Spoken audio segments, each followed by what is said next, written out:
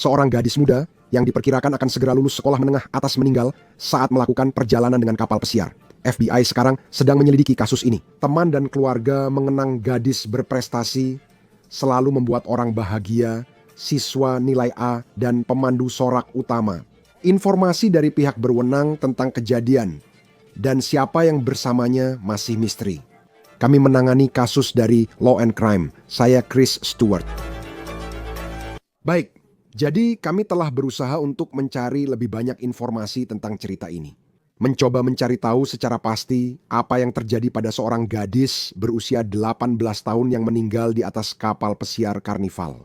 Anna Kepner, gadis 18 tahun yang jadi pusat cerita ini, telah dikonfirmasi keluarganya jenazahnya sudah dibawa turun. Kapal pesiar Horizon kembali ke pelabuhan Miami pada Sabtu 8 November. Sekarang, menurut WWSVN, itulah tanggal kapal tersebut dijadwalkan tiba kembali di pelabuhan setelah perjalanan ke Karibia.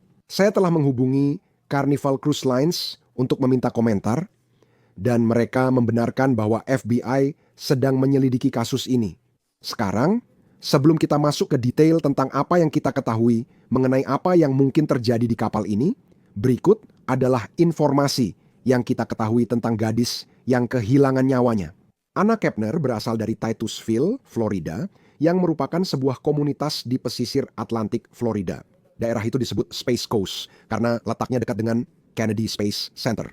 Kepner kini bersekolah di Temple Christian School, yang telah memberikan penghormatan untuknya di media sosial. Penghormatan itu berbunyi, "Kamu wanita muda cerdas dan baik, kehadiranmu membawa kehangatan dan energi di kelas. Rasa ingin tahu, sifat lembut, dan kepedulianmu pada orang sekitar sangat membekas bagiku dan semua yang mengenalmu. Aku akan merindukan saat kamu menjulurkan kepala ke kantorku untuk menyapa." Dan itu berubah menjadi obrolan seru selama 15 menit. Kehilanganmu sungguh membuat hati hancur. Namun aku tetap bersyukur atas waktu yang pernah aku habiskan bersamamu dan atas kehormatan karena kamu telah menjadi bagian dari keluarga TCS kami. Kehadiranmu akan dirindukan setiap hari, namun pengaruh dan kenanganmu tetap hidup di hati kami. Itu ditulis oleh guru di sekolah sekarang. Kami juga menemukan foto mobilnya di parkir khusus siswa kelas akhir di sekolah. Tempat itu akan kosong hingga akhir tahun ini. Keluarganya kini menyebut dia kepada berita ABC sebagai siswa bahagia, ceria, selalu mendapat nilai A, dan punya masa depan cerah. Keluarganya mengatakan bahwa Anna baru saja selesai mengikuti tes untuk bergabung dengan militer setelah lulus sekolah menengah atas. Keluarganya menjelaskan dia senam sejak kecil lalu jadi pemandu sorak di sekolah, sehingga sangat aktif dan banyak kegiatan. Menurut berita ABC, Anna menyukai air dan punya lisensi perahu serta sertifikasi scuba. Dia dikenal suka berkumpul dengan teman, berbelanja, dan berdandan. TikTok terakhirnya adalah foto ini yang diunggah pada 30 Oktober. Sekarang kita tahu ini bukan pertama kalinya dia naik kapal pesiar Karnaval. Ini video yang dia unggah di TikTok Mei, lalu saat di kapal pesiar dengan keterangan, "Aku ingin kembali." Sekarang, mari kita bahas tentang sejauh mana penyelidikan ini dan di mana kita tahu Anna berada. Selama beberapa hari menjelang kematiannya, Anna berangkat berlayar dengan kapal pesiar Carnival Horizon. Ini kapal pesiar sangat besar, seperti kota di atas air. Kapal ini bisa menampung sekitar 4.000 penumpang. Kapal ini berlayar dari pelabuhan Miami dan sering pergi ke tujuan Karibia seperti Jamaika, Kepulauan Cayman, Cozumel, Meksiko. Dan kami menemukan secara online bahwa mereka mengiklankan pelayaran 6 hari dari Miami. Tidak diketahui berapa lama dia di kapal pesiar yang sudah beroperasi sejak 2018. Menurut cetak biru di situs web Carnival, kapal itu punya 15 dek. Kamu bisa langsung melihat betapa besar kapal pesiar ini. Saat ini belum jelas di mana Anna berada ketika dia meninggal. Jenis kamar tempat Anna menginap masih belum jelas. Dan misteri besar lainnya adalah kita belum diberitahu apakah Anna bepergian dengan seseorang atau siapa orang itu di kapal pesiar ini. Kini kita tahu jenazah Anna diturunkan dari kapal Horizon saat kapal kembali ke pelabuhan Miami. Ada video yang telah diposting oleh WSVN memperlihatkan hal itu secara online. Namun, kita masih belum memiliki detail tentang bagaimana Anna bisa meninggal. Ketika Anna ditemukan meninggal, di mana dia berada saat ditemukan meninggal di kapal. Saya sudah menghubungi Carnival Cruise Lines untuk meminta pernyataan. Berikut yang mereka sampaikan kepada saya. Saat ini, itu saja yang mereka katakan. Kutipan, kematian seorang tamu yang bepergian dengan kapal Carnival Horizon yang kembali ke pelabuhan Miami pada Sabtu pagi, 8 November, sedang diselidiki oleh FBI. Karena masalah ini masih dalam yurisdiksi penegak hukum, rincian lebih lanjut hanya dapat diberikan oleh Kantor Hubungan Masyarakat FBI Miami. Kami fokus mendukung keluarga tamu. Sekarang, FBI belum merilis pernyataan terkait penyelidikan ini, setidaknya pada saat rekaman ini dibuat. Mereka belum mengatakan apakah mereka percaya ada unsur kejahatan dalam kematian Ana. Bergabunglah bersama kami sekarang untuk membahas lebih lanjut tentang kasus ini dan bagaimana perkembangan terkini. Sebagai pengacara kapal pesiar, Michael Winkelman, terima kasih telah bersama kami di Law and Crime. Kasus seperti ini jarang terjadi di kapal pesiar, sehingga muncul banyak spekulasi. Saat rekaman ini dibuat, FBI belum mengeluarkan pernyataan. Kami tahu mereka tengah menyelidiki. Apa kesimpulan Anda? Kita belum tahu ada unsur kejahatan, tapi bagaimana pendapat Anda soal FBI menyelidiki kasus ini? Ya, Chris, sebenarnya tidak banyak. Maksud saya di sini dalam situasi apapun di mana ada kejahatan atau seseorang jatuh ke laut atau kematian yang melibatkan warga negara Amerika Serikat, FBI pasti akan terlibat. FBI terlibat bukan hal mengejutkan karena mereka memang punya yurisdiksi atas situasi seperti ini terlepas ada kejahatan atau tidak. Jadi itu tidak benar-benar mengarahkan saya ke satu arah. Namun, dalam situasi seperti itu, kita sering melihat orang jatuh ke laut. Saya rasa caranya kamu tahu, bahkan kantor Sheriff Miami pun tidak kamu tahu, saya tahu mereka begitu. Itu bisa terjadi di perairan internasional. FBI menangani ini seolah-olah mereka lembaga penegak hukum untuk kasus seperti ini. Baik itu situasi kecelakaan atau sesuatu seperti tindakan kriminal. Pasti ya 100% kapanpun warga atau penduduk Amerika Serikat mengalami masalah besar saat naik kapal pesiar, ya FBI terlibat, tapi juga akan ada keterlibatan dari penegak hukum lokal, penegak hukum negara bagian. Jadi ada banyak pihak yang terlibat. Ya, jadi yang terjadi sekarang, FBI pasti memimpin penyelidikan. Dugaan saya mereka pada dasarnya sudah menyelesaikan penyelidikannya. Saya tidak tahu, Chris, bahwa ada banyak sekali informasi atau pengetahuan tentang apa yang terjadi. Itu diketahui oleh keluarga, diketahui oleh pihak kapal pesiar, diketahui oleh FBI. Itu saja yang belum dipublikasikan. Jadi saat ini kita benar-benar hanya bisa berspekulasi kalau tidak menebak-nebak tentang apa yang sebenarnya terjadi. Yang namun Charles Metro lebih dari 20 tahun melakukan ini dan firma hukum saya lebih dari 50 tahun. Sayangnya hal ini sudah tidak mengejutkan lagi. Apakah ini jarang? Ya, bisa terjadi. Ya, saya punya firasat kenapa ini terjadi. Ya, kalau kamu melihat kapal pesiar, karena yang satu ini Horizon dan kapal-kapal pesiar seperti Carnival, maksud saya, mereka itu seperti kota di atas air. Maksud saya, yang satu ini punya, seingat saya, 15 dek dan bisa menampung sekitar 4.000 penumpang. Jika mereka menyelidiki keberadaan gadis 18 tahun ini, sementara kita tak tahu di mana jenazahnya ditemukan di kapal. Tentu saja tidak. Jika Anda mencari di Google, banyak spekulasi di mana-mana. Namun, sejauh yang diketahui FBI dan kita, hal itu belum diumumkan saat rekaman ini dibuat. Dengan sumber daya kapal ini, pasti banyak kamera keamanan. Apa yang bisa mereka lakukan untuk mencari tahu kejadian ini? Ya, maksudnya supaya ada sesuatu yang menarik tentang ini, karena kapal pesiar jelas merupakan pihak pertama yang mengetahui tentang hal ini. Badan penegak hukum pertama, yang mana tidak biasa karena mereka bukan pihak yang independen. Staf keamanan kapal pesiar, mereka bekerja untuk perusahaan, mereka ada di sana untuk melindungi perusahaan. Saya tidak bilang di permainan kotor, maksud saya tidak ada penegak hukum independen di kapal pesiar. Setelah mengatakan itu ya Bu, ketika Anda meninggal, ketika mereka menemukan jenazahnya, mereka pasti langsung melakukan penyelidikan mereka sendiri. Mereka pasti akan kembali menelusuri jejak Ana dan memeriksa semua kamera keamanan kapal, lalu membuat laporan lengkap. Dan saat mereka kembali ke pelabuhan dan FBI naik ke kapal, mereka dia akan berkata, hey, inilah yang terjadi dan yang kami miliki. FBI pasti akan menerimanya itu dengan hati-hati dan menyelidikinya sendiri. Tapi sebenarnya pihak kapal pesiar lah yang bisa menyiapkan semuanya sesuai dengan cara yang mereka anggap tepat. Saya tidak menuduh atau menyalahkan siapapun. Saya hanya menyampaikan fakta bahwa ini kapal milik Carnival. Kamu tidak bisa naik ke kapal itu. FBI juga tidak bisa naik ke kapal itu kecuali mereka diizinkan naik ke kapal itu. Mereka sangat ingin berpengaruh terhadap jalannya penyelidikan. Sepertinya memang begitu kan? Dan sekali lagi, saya akan terus menegaskan, kita tidak tahu apa yang sebenarnya terjadi, dan kita juga tidak tahu apakah ini ada unsur kejahatan atau tidak. Ini menarik, karena tampaknya belum ada informasi tentang dengan siapa dia pergi dalam perjalanan ini. Di dalam pesawat, tapi informasi seperti apa? Karena jelas jika kamu membeli tiket untuk melakukan pelayaran 6 hari dengan kapal pesiar Karnival, kapal itu, pengawasan di kapal itu, seperti mereka cukup tahu di mana kamu berada. Informasi seperti apa?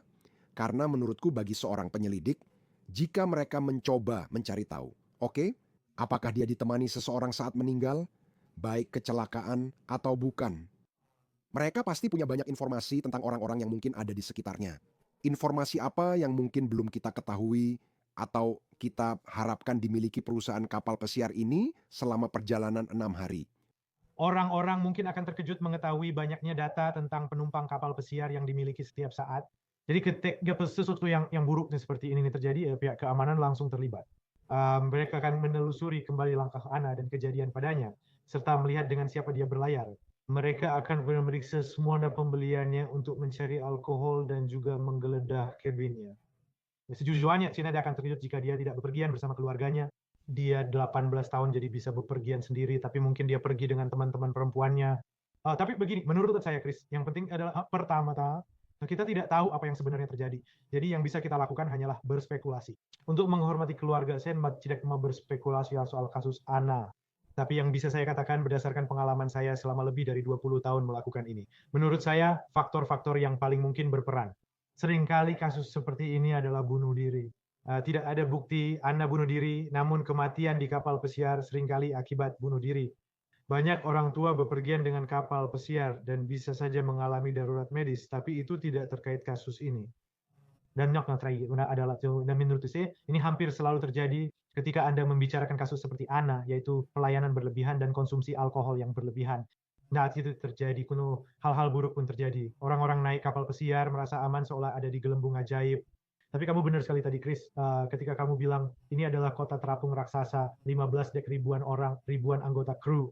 Banyak hal buruk terjadi di kapal pesiar dan itulah kenyataannya. Ketika orang-orang meninggalkan akal sehat mereka di pelabuhan, itu adalah resep buruk untuk bencana. Secara umum, saya memang memikirkan hal ini. Kita telah melihat kasus-kasus di mana, sayangnya, anak-anak terkadang terjatuh ke laut dalam beberapa kasus ini. Menurut saya, saat mendengar cerita kematian, situasinya sering seperti itu. Mungkin itu adalah seorang lansia yang meninggal di atas kapal karena suatu penyakit. Apapun penyebabnya. Maksud saya, seberapa sering, dan saya tidak mengatakan itu terjadi di sini, tapi seberapa sering terjadi tindakan kriminal di kapal-kapal ini? Karena saya pikir orang-orang, Anda tahu, Anda sudah memberikan begitu banyak informasi untuk bisa berada di kapal. Rasanya seperti kapal pesiar akan menjadi tempat terakhir di mana seseorang melakukan tindakan kriminal di atas kapal. Secara umum, Chris, Inseni Serius kapal pesiar sangat aman dan cocok untuk liburan keluarga. Itu hal yang luar biasa. Setelah mengatakan itu, saya memang berpikir bahwa sudah menjadi rahasia umum kalau kapal pesiar sebenarnya adalah tempat di mana orang jahat bisa lolos dari perbuatan buruk. Kenapa? Ya, ada Nazi naik ada penegak hukum independen, penjahat tahu saat hal buruk terjadi. Menurut saya, kemungkinan besar hal-hal seperti itu akan langsung ditutupi. Contoh sempurnanya adalah seperti pemerkosaan dan pelecehan seksual yang selalu saya katakan merupakan epidemi tersembunyi di kapal pesiar. Ketika seseorang melaporkan hal itu di kapal pesiar, menurut pengalaman dan pendapat saya, para petugas keamanan kapal pesiar itu melakukan segala cara untuk mencoba meyakinkan korban agar tidak melaporkannya. Menurut contoh bagaimana segalanya selalu disembunyikan di kapal pesiar. Tidak jadi dia orang-orang berpikir mereka amat memang umumnya begitu, ya supaya kalau hal buruk bisa terjadi dan orang-orang seharusnya tidak meninggalkan akal sehat mereka di pelabuhan. Dan saya sudah menghubungi Karnaval. Kami mendapat pernyataan yang sama seperti yang diterima semua orang sampai saat ini, pada dasarnya hanya menyuruh kami untuk berbicara dengan FBI. Mengakui bahwa FBI memimpin penyelidikan seperti yang kamu bilang memang standar untuk kasus seperti ini. Lalu hanya bilang ada penumpang yang meninggal. Bagaimana? Bagaimana bentuk kerja sama dengan Karnival? Karena, ya maksud saya sampai batas tertentu, Karnival. Ini adalah pasukan keamanan mereka dan mereka ingin melindungi perusahaannya. Namun, Anda juga tak ingin dianggap tak bekerja sama dengan FBI. Banyak kerjasama dengan pemerintah memungkinkan Karnaval beroperasi dari pelabuhan-pelabuhan di seluruh wilayah. Anda tahu, dalam kasus ini, Miami dan Florida, Texas, tempat-tempat seperti itu. Bagaimana Anda menjelaskan kerja sama karnaval dan perusahaan kapal pesiar lain dengan penegak hukum saat FBI meminta informasi dalam penyelidikan ini? Saya terus Anda membuatnya ya terdengar seolah kerjasama itu opsional, padahal tidak begitu, Chris. Jika FBI terlibat dan siaran FBI berurusan dengan mereka dan mereka meminta sesuatu, Anda tahu. Jika FBI bilang lompat, perusahaan kapal pesiar akan bertanya seberapa tinggi. Menurut saya kerjasama bukan pilihan.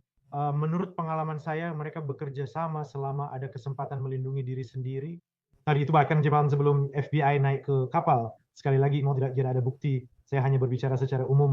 Tapi ya menurut saya memang benar-benar unik. Ya, karena teknis bahwa kejahatan terjadi di sebuah rumah di kota New York, MIPD, jika mereka mendobrak pintu, mereka langsung ada di lokasi. Dan mereka adalah penegak hukum independen, sedangkan di kapal pesiar, FBI tidak bisa begitu saja naik ke kapal pesiar. Mereka harus menunggu sampai kapal kembali ke pelabuhan, mereka harus menunggu izin dari perusahaan kapal pesiar, mereka harus melalui otoritas pelabuhan. So, yang sesuatu yang harus palistungin, contohnya petinggalan, ya kantenakan kalau boleh dibilang di sekitar kapal pesiar yang benar-benar memberi mereka keuntungan. Saya sering menghadapi hal itu dalam kasus perdata, kasus kelalaian, di mana saya tidak punya akses untuk pergi dan memeriksa lokasi kejadian. Tanpa izin mereka, saya tak bisa masuk meski sudah diberitahu. Pasti ada ketimpangan informasi yang besar.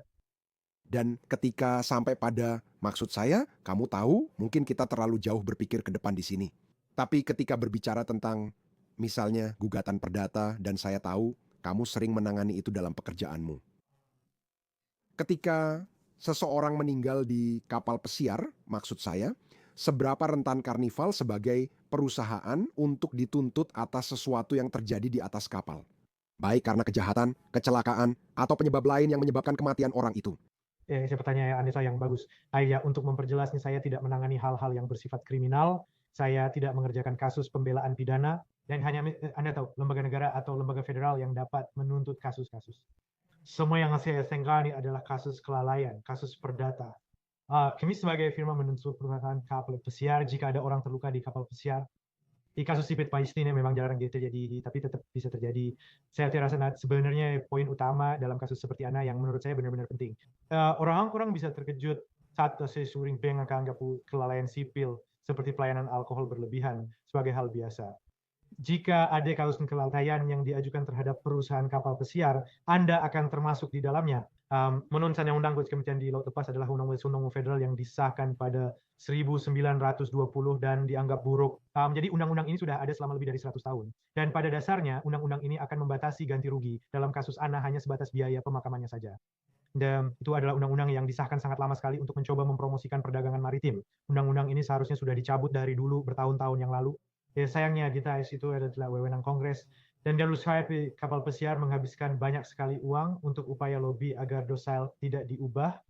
Tapi jika ada fakta yang terungkap terkait kelalaian perusahaan kapal pesiar, saya selalu berharap itu adalah kasus yang mendapat sorotan luas. Itu membuat Kongres sadar kelakfaran kebutuhan tersebut bahwa tidak ada alasan untuk melindungi perusahaan kapal pesiar. Saya selalu bilang mereka dapat kartu bebas hukuman lewat undang-undang kematian di laut lepas. Itu benar-benar menarik, saya belum pernah mendengarnya sebelumnya. Karena menurut saya, dalam beberapa kasus, jika seseorang dilayani di bar di darat, seringkali dilayani secara berlebihan, bar-bar itu bisa benar-benar terkena tuntutan hukum yang sangat berat. Hanya karena bar itu berada di kapal, itu benar-benar mengubah hanya biaya pemakaman saja. Yes. Jadi menggunakan contoh hipotetis Anda, seseorang pergi ke bar, mereka dilayani. 24 Long Island Iced Tea benar-benar membuat mereka mabuk berat. Mereka terpeleset, jatuh di genangan air, membentur kepala, berdarah, lalu meninggal. Jadi jika itu terjadi di laut lepas, maka termasuk undang-undang kematian di laut lepas sangat membatasi ganti rugi hanya untuk biaya pemakaman dalam situasi tertentu. Agar jelas, Undang-Undang mengatakan bahwa ganti rugi dibatasi hanya untuk ahli waris yang bergantung. Jadi untuk saya yang memiliki 2 anak kecil dan seorang istri, saya permisi akan mendapatkan ganti rugi yang signifikan. Namun jika lansia meninggal di kapal pesiar tidak bekerja tanpa ahli waris atau anak yang meninggal, di sana Anda melihat suatu merugikan dan ketidakadilan undang-undang kematian di laut lepas. Melihat kasus ini, saya pikir itu terakhir kita berbicara. Itu terkait dengan kasus seorang wanita yang bekerja di atas kapal pesiar super di Bahama dan kapalnya sedang bersandar di Bahama. Dia diduga dibunuh oleh salah satu anggota kru kapal pesiar tersebut. Jika terbukti dia meninggal di perairan internasional, seperti kasus di Bahama yang ditangani pemerintah Bahama, maka demikianlah kejadiannya. Saya tidak mengatakan ada permainan kotor. Tapi jika dia berada di atas kapal pesiar Karnival dan misalnya mereka sedang kembali dari manapun mereka berada, saya pikir itu di suatu tempat di Karibia dan dia berada di perairan internasional. Apakah itu berpengaruh pada bagaimana, misalnya, sebuah penyelidikan bisa berjalan? Tidak, satu-satunya perbedaannya secara teori hanyalah lokasi mereka. Misalnya di Bahama yang saya tahu ada di Karibia, Otoritas Maritim Bahama juga bisa memiliki yurisdiksi. Periksa juga bendera kapal mungkin dari Bahama. Jadi itu hanya kita akan melibatkan pihak lain dalam sifat investigasinya. Ya, tapi berdasarkan pengalaman saya, ini adalah urusan FBI, FBI yang memimpin dan sebenarnya otoritas lain dari yurisdiksi lokal hanya mendukung. Mereka memang punya kepentingan ya, tapi mereka tidak terlalu terlibat secara mendalam. Ketika kasus ini terjadi, baik media maupun masyarakat umum sangat ingin tahu apa yang sebenarnya terjadi. Dan ada begitu banyak spekulasi, kita akan lihat apa yang dikatakan FBI. Dia kembali ke pelabuhan pada hari Sabtu. Saya rasa begitu, jenazah sudah dibawa keluar dan penyelidikan masih berlangsung. Berapa lama biasanya FBI menangani kasus seperti ini? Saya tahu itu pertanyaan yang agak sulit untuk dijawab secara spesifik. Misalnya, ini hanya akan memakan waktu sekian lama. Tapi jika ini, misalnya, penyelidikan hari Sabtu dan kemudian kita tidak mendengar apa-apa pada hari Senin. Apakah Anda pernah mendapati FBI tertutup saat menyelidiki insiden di kapal pesiar? FBI memang harus tertutup sesuai mandat mereka seperti kerahasiaan dan hak korban. Jadi setiap kali mereka menyelidiki, mereka tidak langsung mengungkapkan semuanya meski ada pengecualian. Nah, saya itu merasa dalam Jamaican Boys kasus seperti ini, biasanya ada keluarga yang datang dan membicarakan apa yang terjadi. Atau mereka menyewa seorang pengacara, lah seperti saya pindahin, saya mengajukan kasusnya. Lalu kami mendapatkan gambaran yang lebih jelas tentang apa yang terjadi. Dan dalam hal ketepatan waktunya, maksud saya di kapal itu kembali ke pengadilan pada hari Sabtu, dan saya rasa kapal itu berbalik arah pada hari yang sama. Ya, itu jelas menunjukkan bahwa mereka melakukan yang perlu di kapal dengan cepat. Saya kira pemeriksa medis sudah terjebak, jadi mereka akan memastikan semuanya sesuai prosedur. Saya rasa mungkin sekali lagi, saya rasa keluarga FBI dan pihak kapal pesiar tahu persis apa yang terjadi. Pertanyaannya adalah, apakah publik akan pernah mengetahuinya? Ya, kita akan lihat apa yang terjadi. Michael, sebelum kita akhiri, senang bisa berbicara denganmu di sini. Apa saja jika kamu bisa memberi saran kepada orang-orang tentang naik kapal pesiar dan tidak khusus untuk kasus ini. Tapi saya tahu kamu membicarakan, kamu tahu masalah seperti pelecehan seksual di kapal pesiar. Maksud saya, apa saran terbaikmu terkait keselamatan di atas kapal pesiar? Apa yang sering luput dipikirkan orang saat memesan perjalanan? Jadi ada dua saran utama dari saya. Salah satunya sudah pernah saya sebut, yaitu jangan tinggalkan akal sehat di pelabuhan. Sekali lagi, orang-orang naik kapal pesiar dan mereka berpikir mereka berada di dalam gelembung ajaib yang terlindungi seperti di Disney World atau semacamnya. Padahal kenyataannya tidak seperti itu. Ya, seperti yang kamu katakan di awal tadi, ini adalah kota terapung. Kamu harus memperlakukan dirimu dan keluargamu seperti saat berada di kota New York. Kau akan sedia di anak-anakmu berkeliaran di kota New York pada malam hari atau bahkan kapan saja. Sebaiknya kamu juga tidak melakukannya di kapal pesiar mengingat tingginya kasus pemerkosaan dan pelecehan seksual di sana. Satu hal lagi yang selalu saya tekankan, bacalah kontrak tiketmu karena perusahaan kapal pesiar mewajibkan gugatan diajukan di lokasi tertentu. Kebanyakan dari mereka mengharuskanmu menggugat di Miami, Florida, tempat firma kami berada. Namun tren mulai berubah seiring bertambahnya kapal pesiar internasional. Mereka mencoba memaksa orang untuk menggugat di yurisdiksi asing seperti Inggris, Italia, dan juga Australia. Masalahnya negara-negara itu tidak punya sistem hukum seperti kita sehingga hak Anda biasanya sangat terbatas. Poin penting saat memesan perjalanan, karena kita masih mengikuti cerita ini dan melihat perkembangannya. Penyelidikan masih sangat awal. Michael Winkelman, pengacara kapal pesiar. Terima kasih Pak, sudah meluangkan waktu bersama kami di Law and Crime. Kami menghargainya. Chris, senang bertemu. Jadi jika ada kabar baru, hubungi kami dan kami akan kembali. Kami akan melakukannya untuk kasus dari Law and Crime. Berlangganan di YouTube dan Spotify. Saya Chris Stewart. Sampai jumpa.